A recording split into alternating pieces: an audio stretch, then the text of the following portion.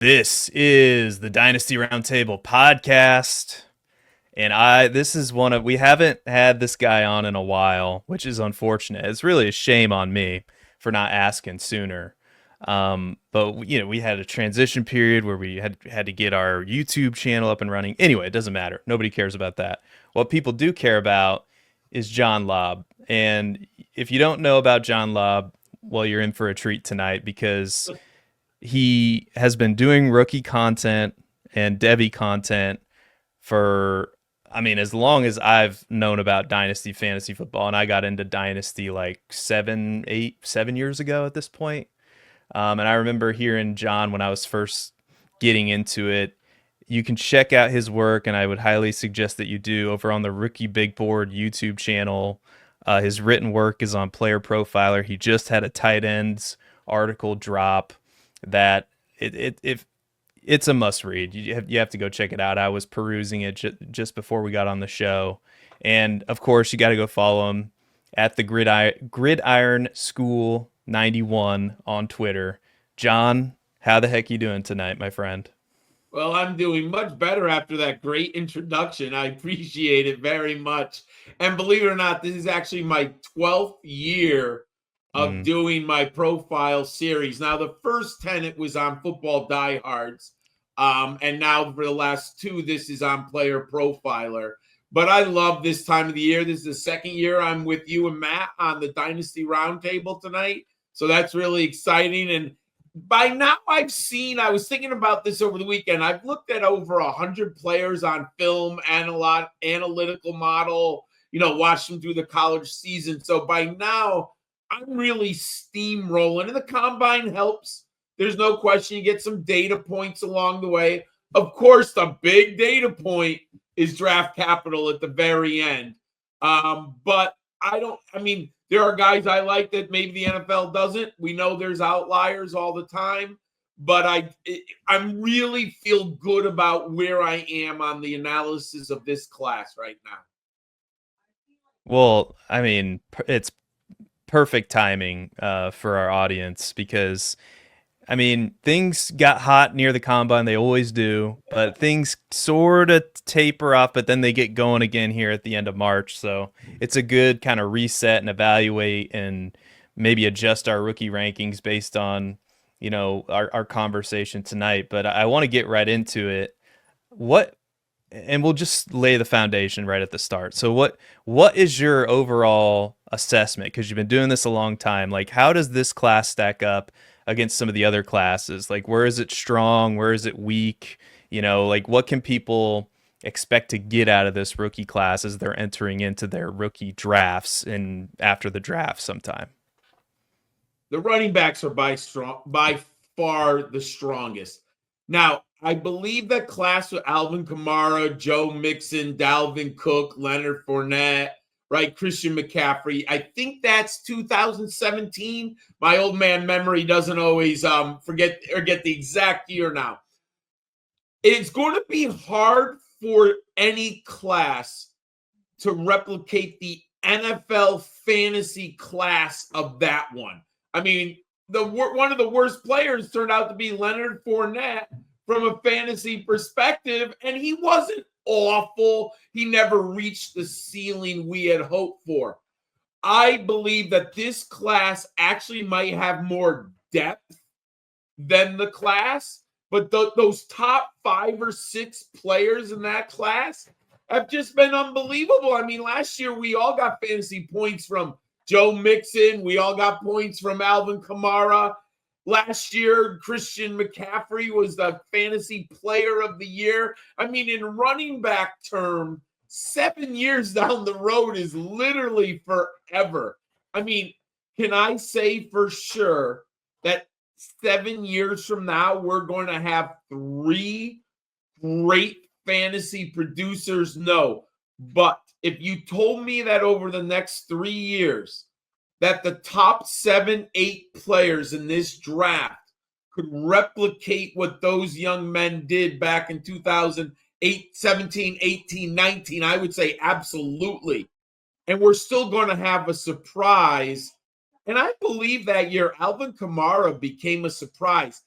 we look back, and what I try to do that's very important, you can't look at the fantasy success in the NFL as a determination of the prospect value that we drafted them in Dynasty, right? Alvin Kamara was not a slam dunk in the summer of 2017. Some people liked him, some people didn't. There was questions about his value. Now he turned out to be a rock star. But when you looking back, how many people wish they had taken Alvin Kamara over Leonard Fournette right now? And if my memory serves me, Fournette was a top 3 pick. He was even ahead of Christian McCaffrey. McCaffrey was not the number one. Now, there were some chirping out there. I had Fournette 1, McCaffrey 2.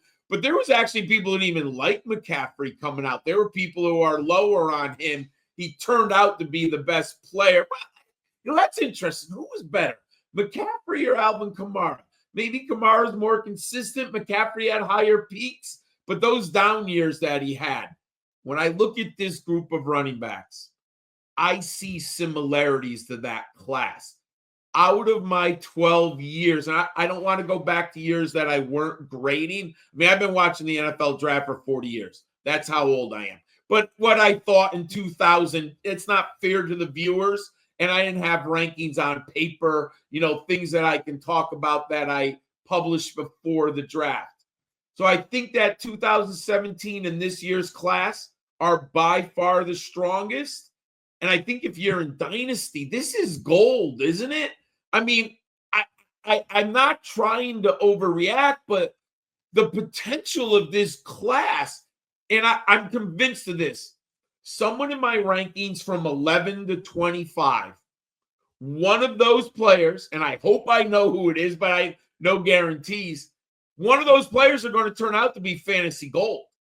It's just going to happen. The landing spot. They're going to go in the 4th round.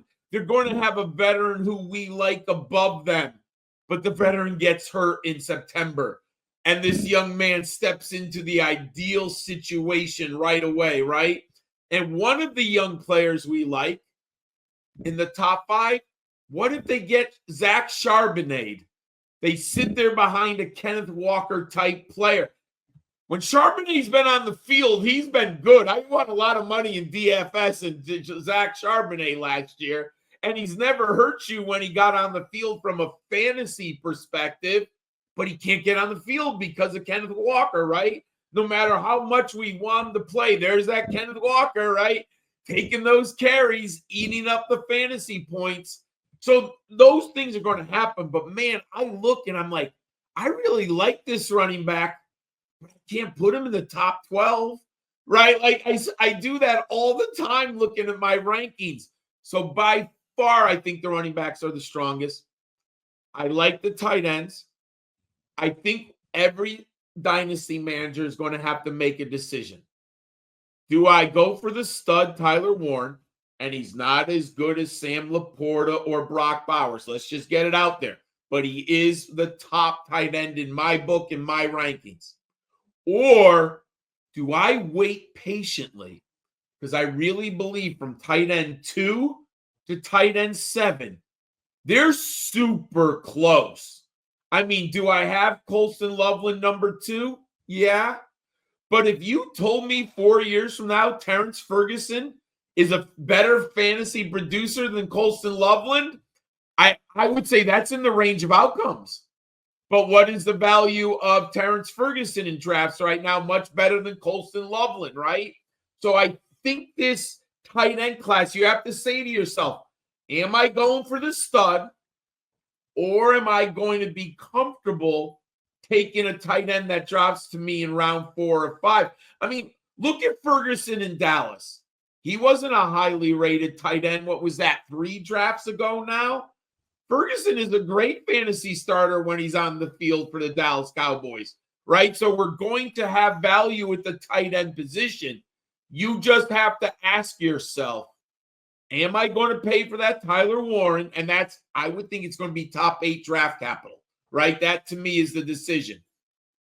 Will I let someone else go for Colston Loveland and then try to find my guy? So I like the tight end position, but I think you have to ask yourself, Do I pay or do I kind of look for value later? I'll say this right now. I'm starting to think the wide receivers are undervalued. I don't think they're as bad as the narrative of about 3 months ago stated. Some of it, the testing at the combine has risen the value of some players.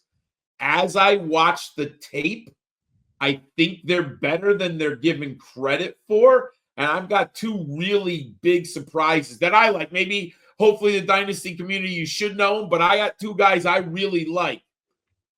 So I think there's hope there at the wide receiver position that people aren't really looking at. And I think, but landing spot's going to matter, right? Where they land. But I like some of these wide receivers.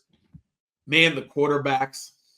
This just reminds me so much of that Sam Howell, Malik Willis group, right? I mean, Desmond Ritter. Yeah. I mean, just like, man, I look. Oh yeah, let's not forget the unforgivable Kenny Pickett, right? The number one draft pick. Yep. He just ended up on his third team, right? Didn't he end up on Cleveland or something? Yep. I think I read that. Cleveland. So deep in rookies. So I think it's starting to look like that. Ironically, the best player of all so far still have been Sam Howell from a fantasy perspective, and he's still a backup right now, but he's had that run with the Commanders where he was actually productive. The other guys, I mean, I guess Malik Willis, if he gets an opportunity, but we haven't seen it for maybe 2 games last year. So he's already on his second team. I mean, Kenny Pickett's now looks like he's going to be a career backup. I'm starting to worry that the class of quarterbacks is in that range. Yeah, a lot to unpack. I mean, that was a great overview, and that's funny. We were laughing about the quarterbacks because that's been Matt and I's stance basically the entire way. Like, I mean, does Jackson Dart kind of flash at you sometimes, and he's exciting? Like he could, and I like Dart too. I just recently moved him ahead of Sanders in my rankings, but again, like I think you're playing if you're going to draft those guys high in Superflex, and obviously the NFL draft is going to tell us more information about where those guys go. Is Cam Ward going to get drafted number 1 overall? Is he going to fall a little bit? Same thing with Sanders. I think you're playing with fire a little bit, especially considering I think there are some. I don't want to say sure things because I don't know if there are there's no such thing as a sure thing. We never know what's going to happen. But you said it. These running backs, if you're going to take some of these quarterbacks over some of these elite running backs at the top of a Superflex rookie draft, bless you. I wish you well, but I don't think I can do it. I don't know if I could do it. So, Matt, what's your takeaway from all this rookie talk here? Well, I'll quickly say that I'll reiterate my point on Cam Ward to where I'll say that I don't hate the Tennessee landing spot. I haven't from day one. I maybe after free agency, I feel a little bit differently because they didn't do so hot there. But at least he would have some pass catchers. I feel like there are worse situations for rookie QBs to step into than Tennessee. Cleveland, dumpster fire. Yeah. Dumpster fire, dude. Dumpster fire, because not only do they don't even have talent. Like they don't. No, they don't. They have nothing to hang their hats on. And New York, is that really realistic? New York Giants getting up far enough in the draft to take Cam Ward.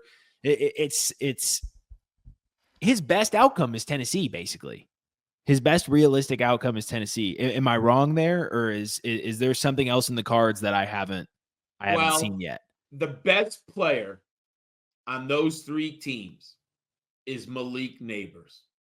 Yep. And if you're going to tell me that Cam Ward has a target magnet, possible superstar, think about what Malik Neighbors did. Let me repeat these names: Daniel Jones, Tommy DeVito, and Drew Lock on an offense that was basically inept. So if you're going to tell me that Ward ends up with Neighbors, I don't think it's awful. Because if you're going to bank on greatness at quarterback, don't you have to have greatness at the wide receiver position? What does Tennessee have? Well, Tennessee has a better likelihood of actually selecting Cam Ward because. Oh, no. But, I really hope they don't. I'm so like, I don't want them to take Cam. I think they have 2 stud defensive players there, and maybe I'm just old school. I think you have to take Carter or Hunter and deal with the quarterback position down the road. You can't ruin the franchise if you miss on the quarterback and you give up the Hall of Fame defensive player. I'm sorry, maybe I'm just too old, but you can't do that. Because I think Abdul Carter is a slam dunk Micah Parsons, and you can't buy 15 sacks on the free agent market. You're never going to get at a better value 15 sacks than you do with the rookie at the top of the board. I mean, I know we love the quarterbacks, and I get that. But, man, you give me that pass rusher, I just think Abdul Carter's special. And if you know how to use Travis Hunter, now that's a big if. But if you figure out how to get him 40 plays on defense, 25 to 30 plays on offense, the kid is a difference maker. Like, he can win games for you. Like, literally win football games for you. Darrelle Revis, Deion Sanders winning football games, returning kicks, bringing interceptions back, taking a screen 80 yards to the house. I mean, he is a special talent. Cam Ward isn't that. Cam Ward is not that. He's a very good quarterback. I like Cam Ward, but he is not a guaranteed difference maker at the quarterback position. So really quickly before we transition here, if you were to put a percent chance that New York, whether they stay put and get him or they trade up and get him, takes Cam Ward in this year's draft, because it seems to be probably because of the neighbors factor, the best likely scenario for him. But how likely is that? Because 25%. I was under the assumption 25. Yes. And if I was the Giants, I'd gamble on that. I would. They're desperate. They're desperate too, because you got a coach there that they need to turn it around quick, and the GM too. Like, so they have some extra motivation there. But I can't overpay for that. I cannot give up that many picks for Cam Ward. And here's the deal. If the Titans take him or the Browns, you're ending up with Carter or Hunter. like that is so valuable for a team that is devoid of talent. Bring in Jameis Winston. I don't care. I don't understand how he's sitting out there. I bring in Jameis Winston as the Giants. Put Travis Hunter on that football field. You're going to be competitive in the NFC East. Yeah, I'm right there with you. I don't understand the Jameis, how he's not. How much would we love Malik Neighbors and Jameis Winston? Like, please. He would just be like, "You ready for 20 targets?" Like, just oh my God, it'd be so good. That would be the ultimate. The ultimate gift from the fantasy gods. They would shine down upon us. Oh my God, he might throw 25 picks, but man, would he be chucking that ball all day long? Yeah. Well, now that we're into the positivity here, we're getting in a groove. Let's talk about the rookies that you are all in on right now in this class. Now, you told us before the show that you have one for each position, so feel free to throw out whichever one you think deserves to go first here. I'm going to go one at a position, then you guys can reflect, ask questions, what you think. So I've been thinking a lot about this. We build analytical models to help us identify players who will be successful in the NFL. What I don't understand that is happening right now, we have a player in the quarterback model, and I don't care what model you build, and I'm sure Seth's seen mine on Player Profiler. People have different models. You cannot build a model, look at your results of the model, and not tell me Dillon Gabriel's good. How? Why are you building a model? Why are you saying to yourself, I'm an analytical expert? My model absolutely loves Dillon Gabriel, but he sucks. Then what are you doing building a model? That is the definition of an insanity.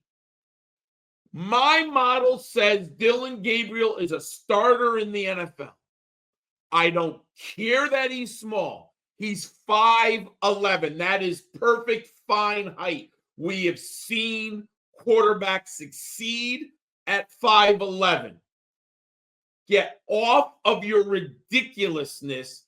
Tyler Shuck at 6'5" or Dillon Gabriel at 5'11". I am taking Dillon Gabriel every day of the week and the day after and then the next day. Dillon Gabriel is going to start games in the NFL. He's going to be way underdrafted because he's short. That is absurd. Watch the film. He identifies passing lanes as well as anyone. I dare you, he can get balls knocked down at times. But watch the tape. That is not hindering him from NFL success. He is maneuverable. He avoids pass rushers. He is great on the bootleg. He would have been perfect in a Mike Shanahan bootleg offense of the 90s like Jake Plummer. I think Dillon Gabriel has the best arm strength in the class. It's between him or Cam Ward. Dillon Gabriel's arm strength is incredible. Listen to every guy who went down the Senior Bowl said, "Oh, I'm surprised at how good of arm strength Dillon Gabriel has." Did you never watch the tape? And I understand going live is different than watching the tape. Dillon Gabriel in every aspect of my model. Bingo to bango, man. He jumps off the page. It's not okay. It's not he just hits the benchmark. It's not that he's okay.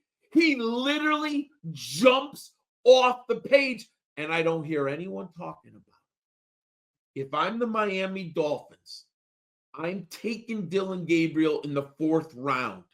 He is the absolute slam dunk, 100% perfect backup for a concussion historical problem with Tua Tagovailoa. Did you see what Miami was trotting out at quarterback when Tua went down last year? What happened to that entire offense?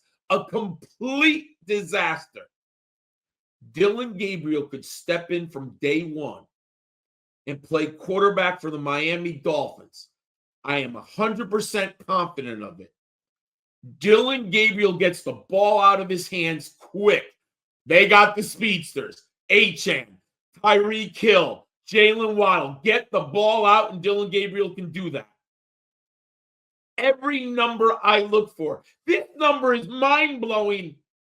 155 career touchdowns, 32 interceptions. Are you literally kidding me? He has played 64 games. He has stepped on the field as a freshman at UCF, and he played immediately. Don't we love that? Early breakout. How many times do I hear people talk about early breakout? His intelligence with the football is great. Why can he learn a playbook? He has played for 3 different programs. UCF, completely different program. Oklahoma, different program. Goes to Oregon for 1 year, excels, completely different playbook. Guess what? He can go to the NFL and learn your playbook. He's going to play in the NFL. We have so many injuries. We saw Tommy DeVito this year, folks. What are we talking about here?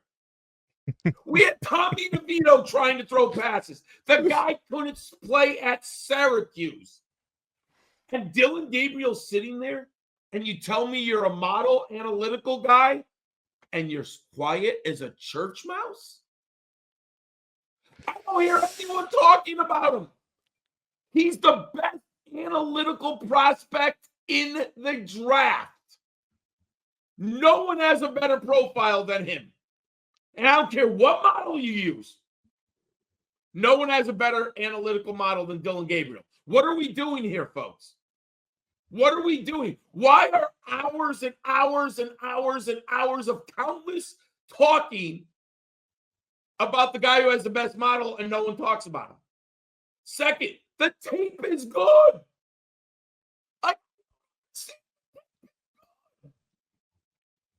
He's got arm strength.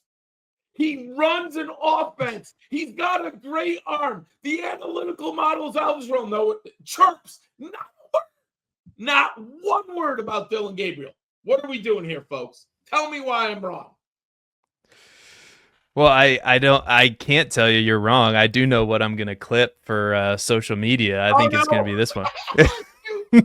Dillon Gabriel, QB1? No, I wouldn't do that.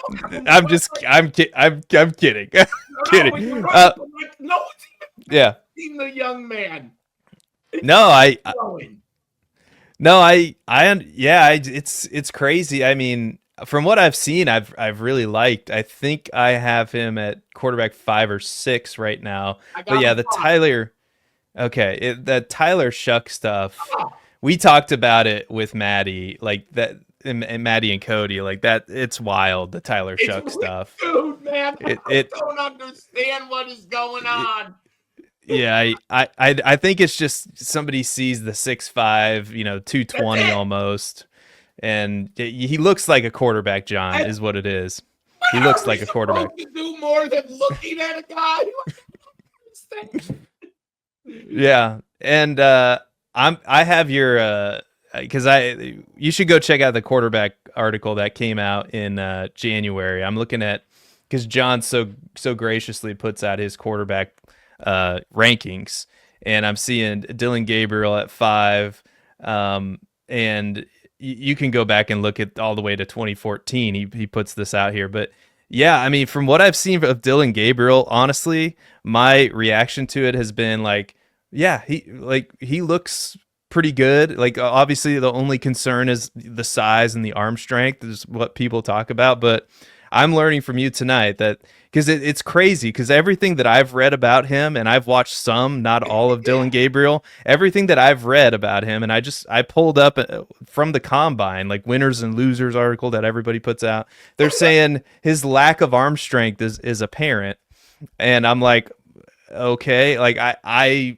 thought it was fine, like I and you're saying it's good, and yes. I trust you, and like, so yeah, I think what we're learning here is Dillon Gabriel needs to be on everybody's radar, especially in these super flex rookie drafts. If especially like if he gets drafted, and who knows where he's going to get drafted, like, but if he goes round 3, round 4 to a destination where he has a chance to be a starting quarterback if he impresses in training camp, yeah, that seems like a win. If you take him in the third, you could probably get him in the 3rd round of a Superflex rookie draft, maybe.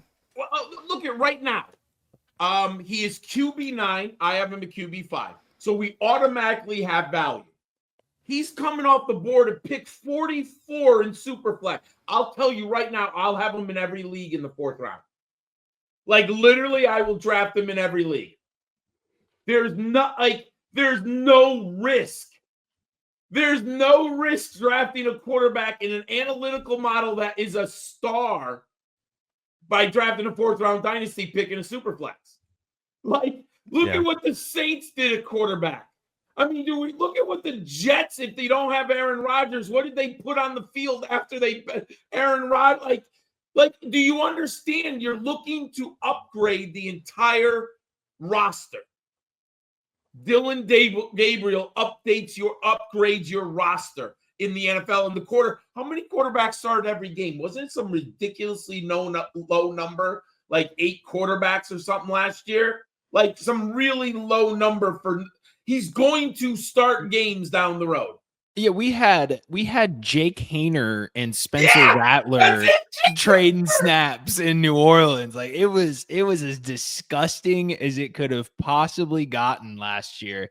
Oh, we had Dorian Thompson-Robinson for Cleveland, who literally can't throw the ball. Like what are we talking about here right now? Like he is so. Look at the Titans with Will Levis and Mason Rudolph.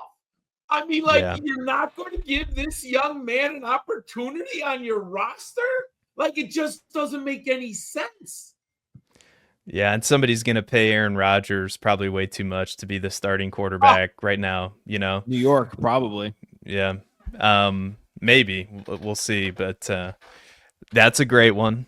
What about running back, or what position do you want to talk about next? Go ahead and throw it out there. Go right to running back.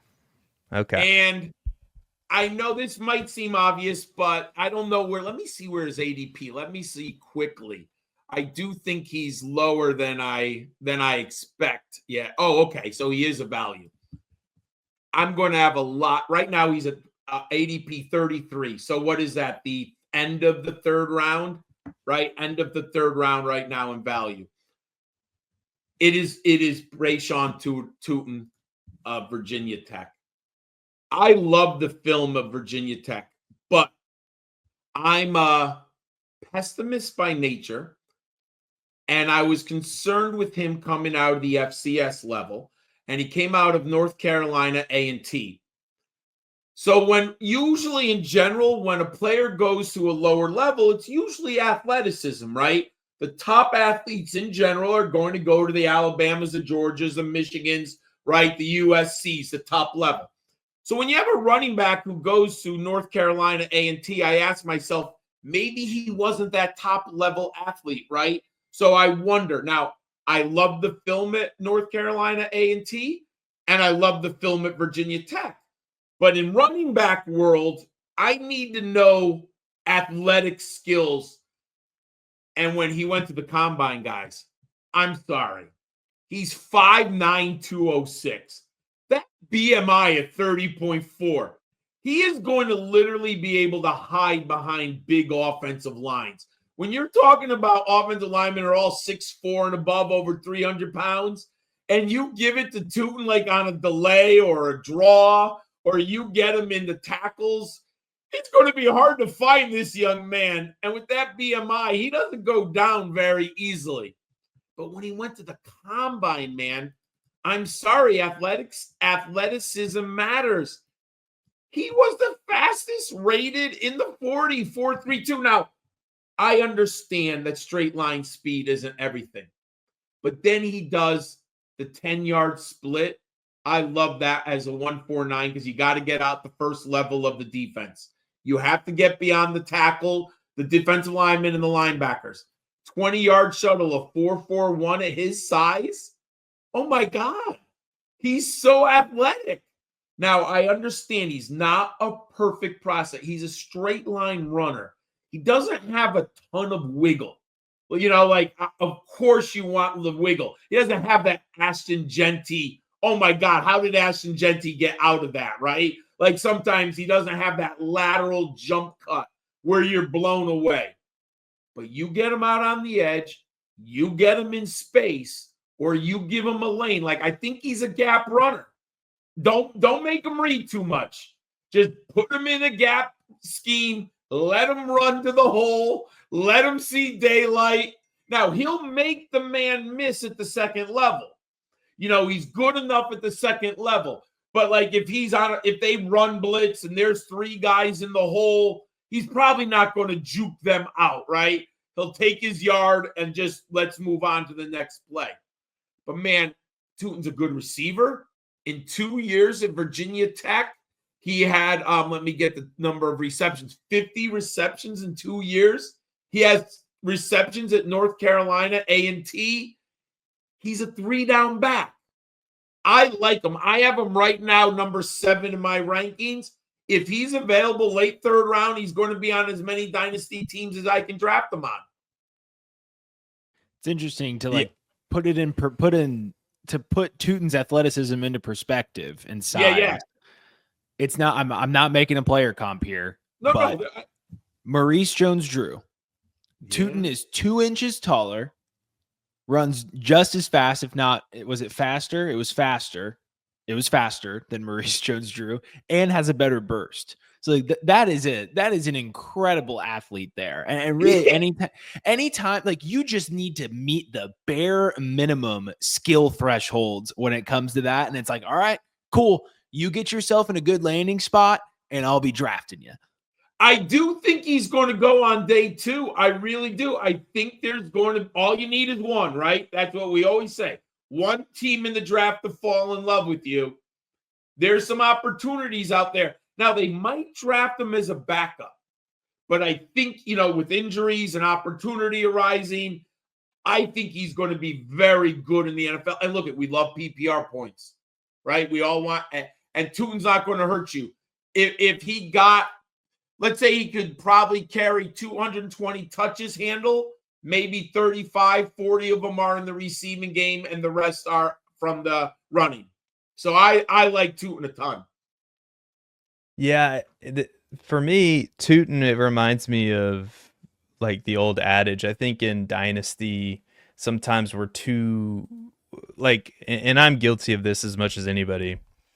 I'm too slow to adjust what I'm seeing and what is happening because I'm stuck with, well, no, I can't raise them up too much. Like I don't want to overreact here. I don't want to, cause any waves or, I got to be responsible about this. But everything you said is accurate when it comes to Bhayshul Tuten. And then when I start listening to some folks who do this on the regular, they're like, oh yeah, he was in my top 10 running backs already, but some people have never heard of this guy from Virginia Tech because, we some of us don't get a chance to watch Virginia Tech every Saturday, but like it's yeah, if he hits, he could hit so massive, so big just because of the profile. And currently I'm looking at Keep Trade Cut. I don't know how accurate this is, and he's risen up their rankings, but he is outside of the top 300 still. RB 81 in their Dynasty rankings. Yeah, they have the rookies in here, and they've been in for I think at least a few weeks. I mean, that's a no-brainer. I mean, honestly, if you get him at pick number 33, the RB12 off the board, and Matt and I always preach this on the rookie big board, it's about value. I'm not saying go out and draft Tuten with pick number 11 in the draft. That would just be silly. But when he drops the 28, 29, 30, and you are on the board, and he's going off as the 11th, 12th running back in your dynasty draft, I will take 5 positions of value any day of the week. We're looking for pockets of value later in our dynasty drafts. And right now, Tuten is in that beautiful pocket of value. Now, I'll even be if he's steamed up to, like, let's be absurd, running back 5, well, then I'm probably not going to have him. But right now, I love him. He's my number 7, and he's in a great pocket of value. Yeah, let's move on. Wide receiver or tight end? So I'm going to go wide receiver here. And I want to give you a name, and it's because I've liked him over the process. I play college fantasy football. I saw him the opening game of the year against UConn. And I was like, holy crap. He popped off. Now, UConn's defense was bad. So they got better against lower level, but in the beginning. And I don't know why he's going under the radar. It's Tai Felton. I have him at number 12 right now in my rankings. 6'1", 183. 172 career receptions. 34% aerial dominator rating. 65% catch rate, and they haven't had outstanding quarterbacks for the Terrapins. He's sitting there, and let me look at the dynasty. Where is he? Where's his ADP? It's got to be really pretty low here. I should have wrote it down before I came on. I can't even find it. It's so low, I think. I don't even know if he's on here, to be honest with you. I mean, let me just see if he's not coming up when I'm searching for it. Oh, here he is. He's coming off the board at wide receiver 17. Okay. I have him at wide receiver 12. You can get him in Superflex. These are Superflex Dynasty. And there's different rankings, obviously ADP. I'm just the site that I'm looking at right now. I can get him in the 4th or 5th round. I love the film. And he ran a 4.37. Again, straight line speed, I get it. But I will bank on athleticism at the end of the day. And when he's in this pocket, I'll tell you right now, I like him better than Isaiah Bond, and you have to pay for Isaiah Bond. I'll take Tai Felton as the arbitrage off of Isaiah Bond any day of the week. No one's talking about him. He impressed people at the Senior Bowl. He's a good player, everyone. I don't understand. No one's talking about him.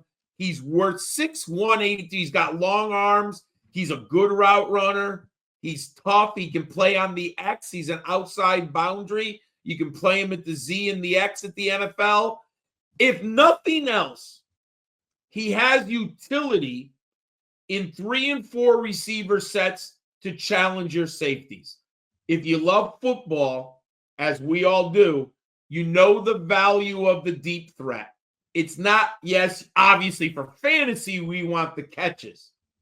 But for the value of an NFL offense, to put a speedster on the field and every secondary has to account for him, Tai Felton is that type of guy who might have more utility from an NFL perspective in your 3 and 4 receiver formations. But I'll bank that I like the film, that he'll take a bigger role in the offense down the road. How crazy is this? I did a huge rankings update over the weekend. Okay. You know what Tai Felton came out in my receiver rankings? Tell me. 12. Oh, that's where I got him. It's Tai Felton is good. He's at, like, there are questions, right? There's a reason why he's 12, but he's at the end of a tier for me where it's like there's Isaiah Bond, like guys like Savion Williams, and it's where I'm like, okay, I don't really trust the talent anymore. I don't. There's with Tai, it was like the athleticism came out to where it needed to be. I was like, okay, I know he's a little bit lighter, but this is really good. Devonta Smith was super light, like he's heavier than Devonta Smith, like so that'll be fine. And yeah, I think he depending on where the NFL, like you said, it takes one team. Like he could be a guy that gets drafted a little bit higher, back in the day when guys like JJ Arcega-Whiteside were getting selected over DK Metcalf, something like that could happen. And Tai Felton, shocker, all of a sudden finds himself in a great landing spot. And guys like Jaden Higgins, Jaylin Noel, Jalen Royals, who all have a lot of question marks around them, they may not get that draft capital. And all of a sudden, Tai Felton's a guy who is now, consensus, near top 10 receiver. So I love that call. Let me tell you who I think he might end up with. Seattle. He's a perfect guy for JSN. Great fit. When you lose Tyler Lockett and DK Metcalf, you better have someone who can attack the secondary. Now, that's why they signed Marcus Valdez-Scantling, but we know he's not very good. Like, there's one problem with MVS. He's not very good. Other than that, he's fine. But you bring in a Tai Felton, and he has a specific role. Because I'll tell you that this will be a mistake if Seattle isn't smart on this. You cannot let JSN get double teamed and press coverage and a safety over the top. He has one of the advantages he had last year was you had DK Metcalf at the X, right? And he still occupied the safeties. And then you had Tyler Lockett, who's just a natural deep home run threat. JSN thrived in that environment. Absolutely thrived because he just destroys one-on-one coverage underneath. You need someone to attack those safeties. Tai Felton could slip into that Seattle locker room really nice in like the end of the 3rd round. Yeah, I was just, it's funny how some of these guys who don't necessarily play at Ohio State or the bigger schools kind of fly under the radar. He had 143 targets this year. He was 96 awesome from day 90 one. I saw him against UConn. He was great all year. 96 receptions, over 1,100 receiving yards, and he got better every single year in college. And it wasn't that he, I don't know if too many people know who Billy Edwards Jr. is. Dude, I saw it. He's no expert with the ball in his hands throwing it. Let me just leave it at that. Yeah, Billy Edwards Jr. was the quarterback for Maryland, and this has kind of been my hypothesis for some of the Iowa tight ends, and it's worked out pretty well for me. It's like Iowa never can find a good quarterback. I don't know what the deal is, but so weird, right? It's not, and it's not even like they can't. It'd be one thing if it was like, okay, like he's okay, but he's not great, but he's all right. Like, their quarterbacks over the past couple of years have just been god awful, and if you can make chicken salad out of chicken, like 1,100 receiving yards with Billy Edwards Jr., I mean, this has got to be a guy that's on our radar. I think it's a great call. In the Big Ten. It's not in the like, Big Ten. I mean, arguably, right? I mean, I still would have the SEC over the Big Ten, but they have won the 2 last national championships in the Big Ten, right? They do play defense in the Big Ten. He's traveling to some tough schools in bad weather. I just think he's sitting out there, and I really watch the tape. He's a good receiver. Now, I do think people who only go with early breakout, they're just going to cross him off their board, right? But, we need utility and value. That's what, and I think he gives us that at where he's going in drafts right now. Yeah, and by the way, I looked it up. I have him at wide receiver 14, so we're all in the same ballpark or similar ballpark. Yeah, I'd say it's the same bucket. Yeah. Tight end, John, and then I think what we might have to do is just keep this as a players we love episode, and then maybe ask you if you're so nice to come on later and maybe discuss the rookies that we don't like so much, because this conversation is, we could talk all day about this stuff, but give us your tight end that you are all in on. So I want to see, because I should have done this. I got busy. I have the family and the dinner, so I was doing that. All right. Oh, the value. I do like Terrance Ferguson of Oregon. Okay. I think I did not expect him to run the 4.63. And look, I've been burnt by Albert Okwuegbunam.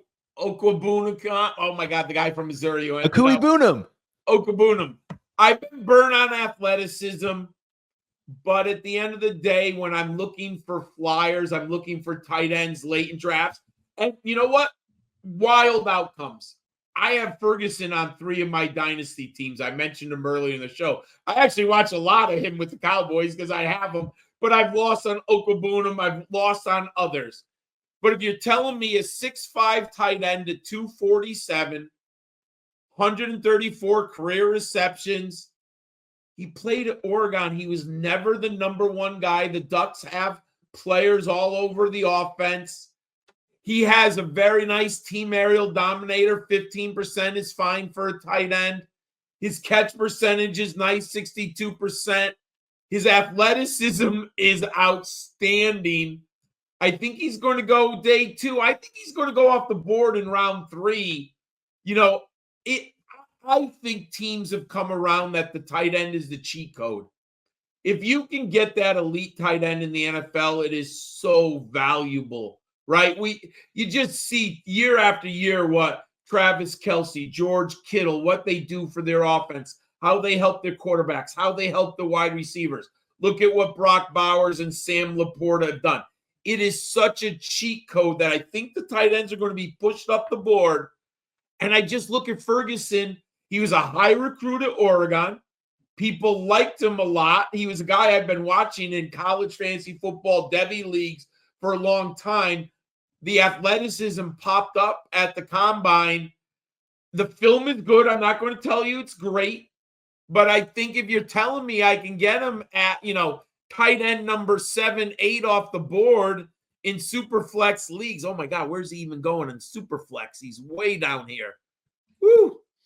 Did he move? No, he's got to be behind a Harold Fannin still, I would think, in these rankings, right? Oh my God, where is he going? I can't even find his name. He's so low on here. But yeah, I'll take him any day of the week. I can't find him right now. But I'll take Ferguson all the time at the current where he's going off in drafts. Yeah, I love that. You look at the film, and he was a guy that the Senior Bowl really started to increase his name value, and he won in a lot of one-on-one drills, which I always take with a grain of salt. I found him. 58. Where's he going? Pick 58. I'll take him in the 5th round. Undrafted. I mean, come on. Yeah, I mean, what is most leagues are 5 rounds, 60 picks? Yeah. So I'll take him at the end of the 5th round. Come on, man. And what do we think? In tight end premium, end of 3rd, early 4th round? And maybe tight end end of 3rd.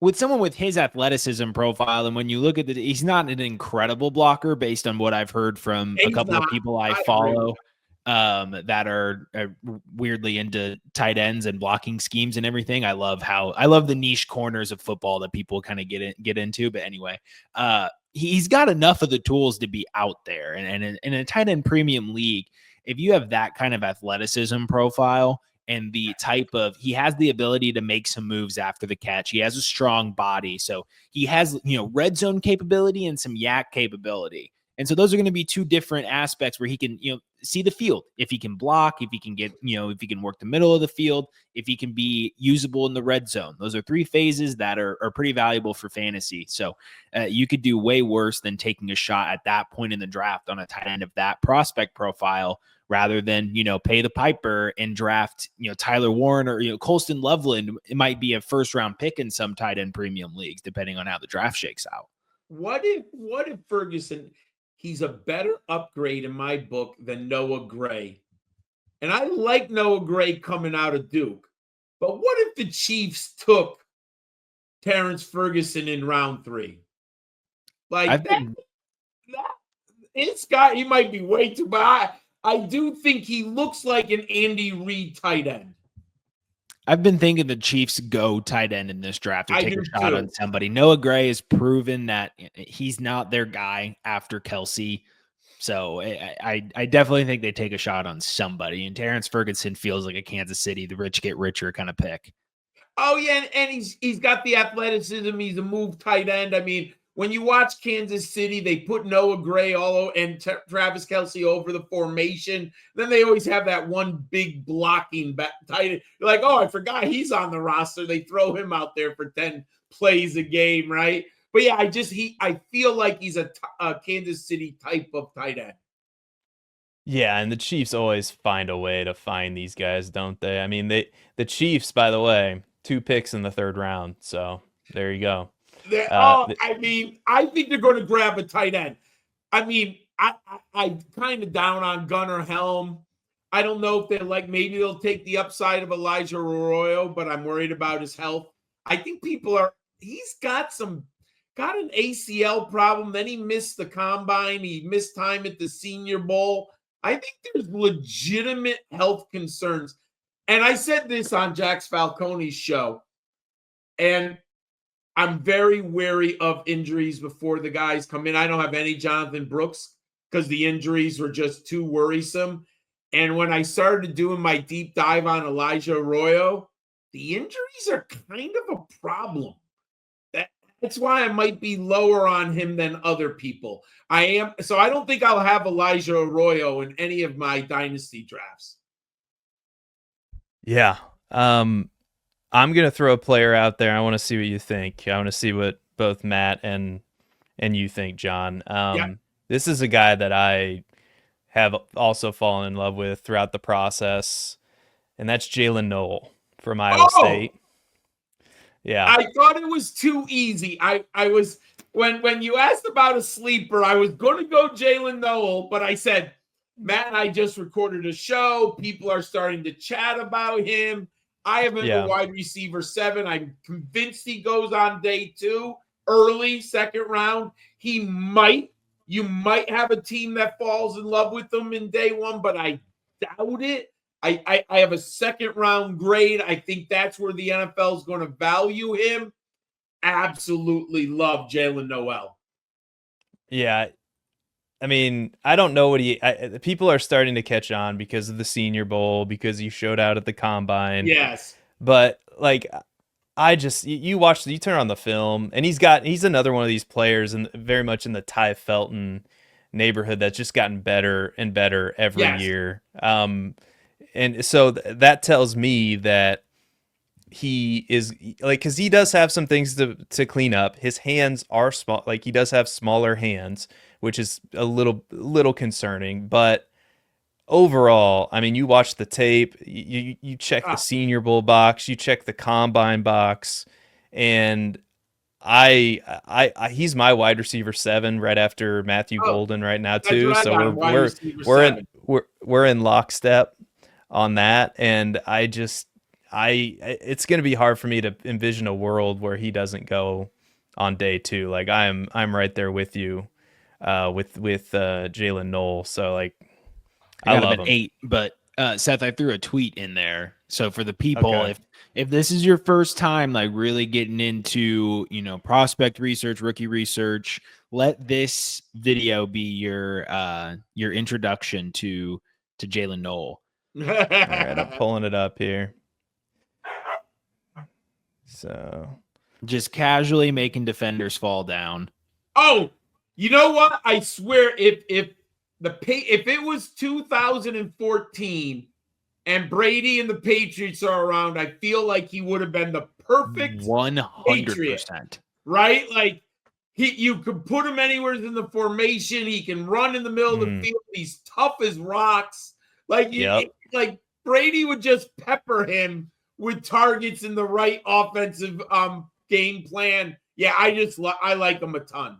I mean, with the size, speed, and then the technique, which you'll see over the film if you go into it, is all there. The ability to snap in and out of breaks like with that quickly, NFL teams are gonna fall in love with this kid. You know where my dream spot is?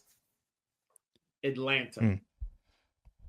Put him with Drake London.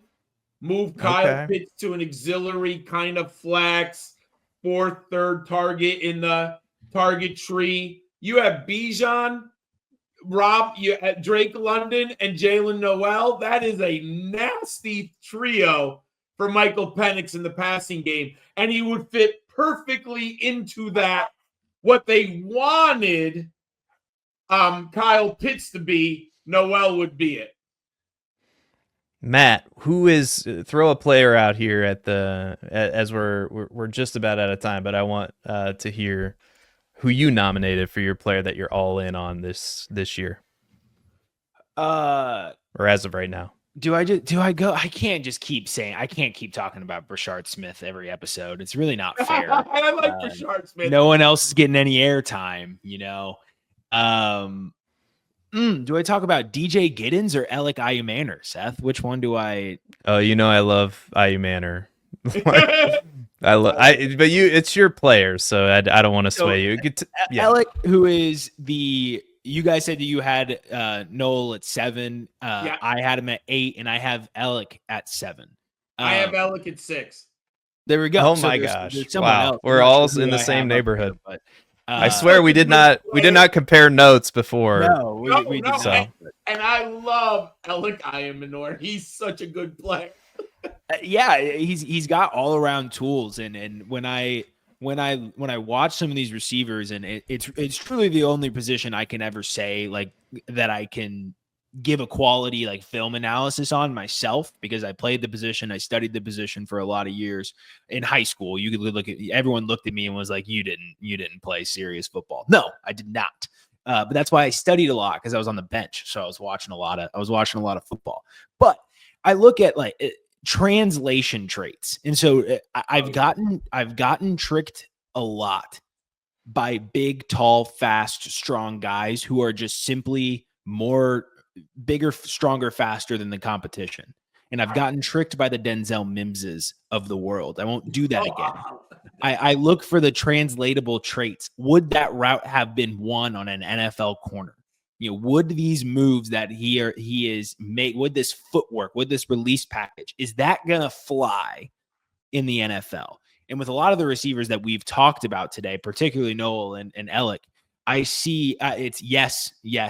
Like this is gonna work. These guys have those translatable qualities, and really for me, the way this all shakes out is just waiting for the chips to fall and say, where's the draft capital? Because it's unfortunate, but someone we love is going to get treated poorly in the draft.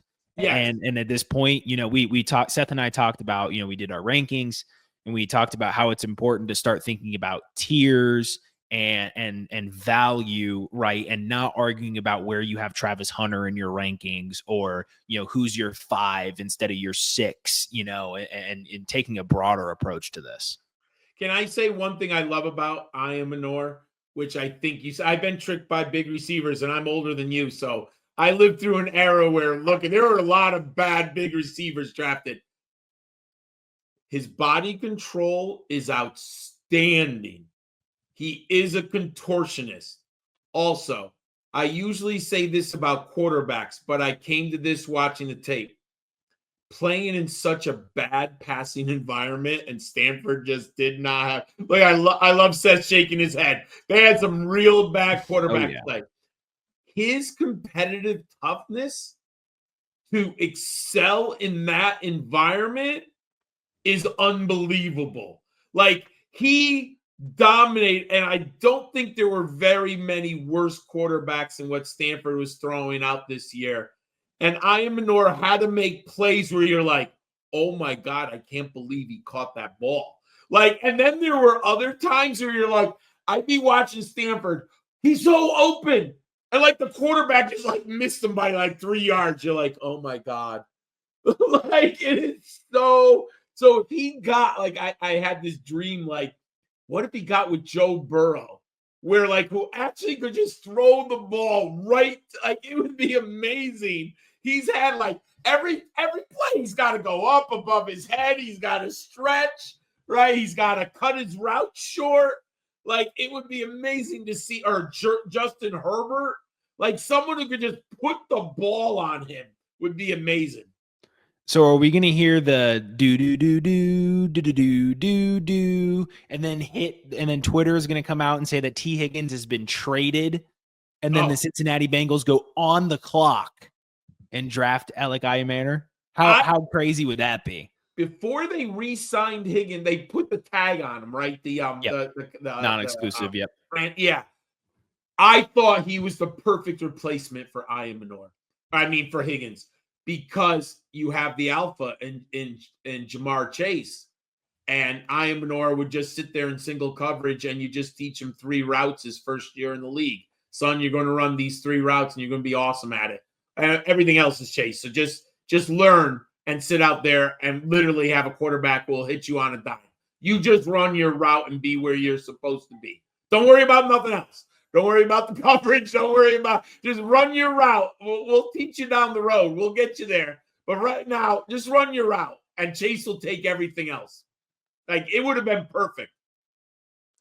Yeah, well, John, we are out of time. We could go for another hour probably. And just to pull the curtain back a little bit, we got probably halfway through this show sheet that we have here. So if possible, we'll have to get you on here again before the NFL draft, if you'd be so kind to come jump back on with us so we can complete the show sheet. That would be awesome. But tell the people where they can find you. I know I said a few places at the top of the show, but let the folks know where they can find your work. So first, thanks, gentlemen. I love coming on, and it'll be a pleasure in mid-April to come on and we can chat some more. And maybe some things change by then. Maybe we have some opportunities, trades happen. So I'd love to come on, chat with you. But you can find the video profile series is on the Rookie Big Board channel on YouTube. Right now we have 20 players up there. We do have a Jaylin Noel that came out last Monday night, so you can check that out. And all my written profiles are on the Player Profiler, and my model, there's a link right now, if the quarterbacks, tight ends, running backs, wide receivers articles are up, more to come, but they're up, and it has the link to my model, and you can see all my rankings there on Player Profiler. Yeah, if you aren't following John, which you should go follow him on Twitter at Gridiron Scholar 91. I mean, if you're getting into rookies for the first time, or if you've watched football, it doesn't matter. Like, John's got great perspective, and yeah, and thank you so much for joining us tonight. Matt, do you have anything to say before we get out of here? Oh, you're muted. Classic. You can follow me on Twitter at Babbage_Matt10. Seth and I are gonna both try and be a little bit better at the Twitter game. I've learned that if I set up my monitors just right at work, I can get away with tweeting on the job. So look out for some more content here from the Dynasty Roundtable. And food's almost ready. I smell it. Glad I can have your undivided attention on the podcast. And I hope your boss doesn't watch this show. I hope your boss, they don't. Are you sure that they don't? We're growing in popularity. I mean, come on. Like, it might come across his timeline, and then he's going to watch this episode and find out that you're tweeting on the job. Probably already knows well, anyway. We have a lax environment. We don't do much work at our job. We don't. I get my stuff done, and when I take a 5-minute break to scroll on my phone for a little bit, damn it, I have earned it. Okay. All right. Well, thank you everybody for watching. Don't forget to click the like button, subscribe to the channel. Thank you so much to everybody who subscribed.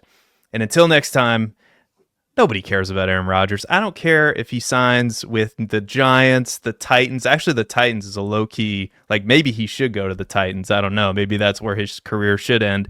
I know Minnesota's the rumor. Like, nobody cares. He's not going to win any more Super Bowls, so it doesn't matter. Who knows? He might not even make the playoffs. He's just trying. Like, it is uncanny, and I'm not going to go on too long here, I promise. We'll get out of here. But it is uncanny. Is he trying to follow in the footsteps of Brett Favre? Like, do all Green Bay quarterbacks just have to die in a blaze of glory? Do their careers just have to plummet into the earth so badly? Like, what? I don't understand. I think he should probably just hide his football cleats in the darkness, retreat with his ayahuasca. I think that's how he should do it, and he should just say, "Guys, I'm done.